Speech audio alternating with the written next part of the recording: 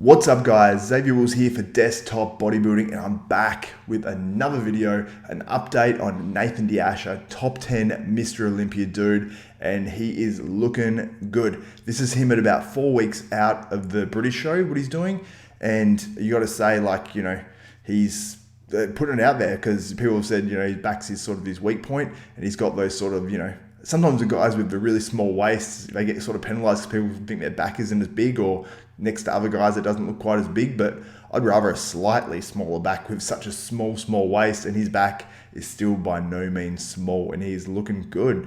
4 weeks out, I mean, there's drying out to do in this process. There's, you know, obviously probably a tiniest bit more body fat to lose, maybe from the hams and glutes, I'm not too sure, probably more water than anything, and he's looking nice and full. So this is exciting because there's going to be a few Brits competing in that British show. I believe Luke Sando's competing, James Hollingshead, and I've heard there's a bunch of other names too, which I can't remember off the top of my head, but it's going to be a good show. And I mean, a lot of it probably will come down to Luke Sando and Nathan Asha.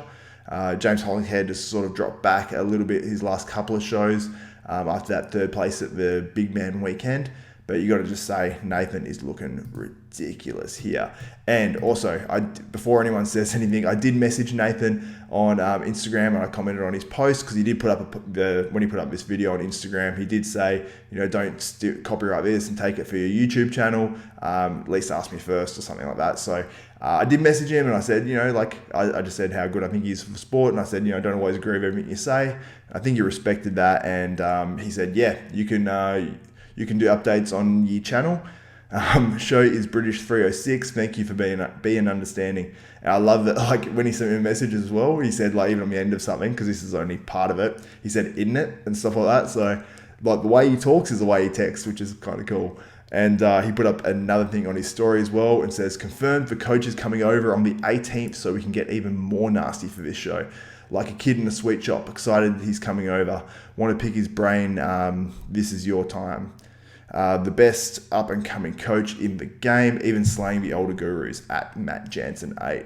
So obviously big raps on his coach and what he does for him. And I mean, you can't help but sort of admire that, in my opinion. Like, I think that's cool that he sticks up for his coach. And, you know, being a coach over here in Australia myself, I think that's an awesome quality to have, that someone, you know, sticks up for their coach and goes into bat for him. So he seems like a guy that's all about loyalty, and I just love the way Nathan goes about his business, to be honest. Like I said, I don't agree with everything he says, but the dude has an opinion. I totally respect that, and I'm sure he'd respect mine too. So it's pretty cool, and I hope that maybe after if he does win this show, or even if he gets second or whatever, which, you know, I believe he will win, I hope that I can get him on for an interview, because I'm going to start doing interviews through this channel if you guys are interested as well. Or if you prefer me do it on another channel, if you not into interviews and stuff, let me know what you think would be best in the comments.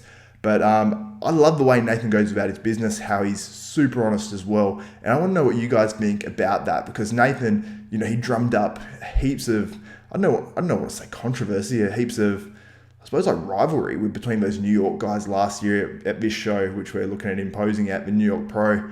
And he backed it up because he came in and beat all those New York dudes like Juan Morel, John De La Rosa, and yeah, all those guys. So he backs up what he says, and well, so far he has anyway. And you got to say that, you know, the video he put up at 4 weeks out, the conditioning isn't much different to this video, to be honest. Like, you see, when you see him from the back earlier, there's the same sort of like few little tiny folds in his back, which, you know, you don't really notice on Nathan, to be honest, when he's on stage, because he's that freaky and the waist is that small. But if he can bring it in even tighter through the glutes and hams, Nathan is going to be ridiculous. So what do you guys think? Is Nathan the front runner for this British show? How will Nathan do in the Olympia?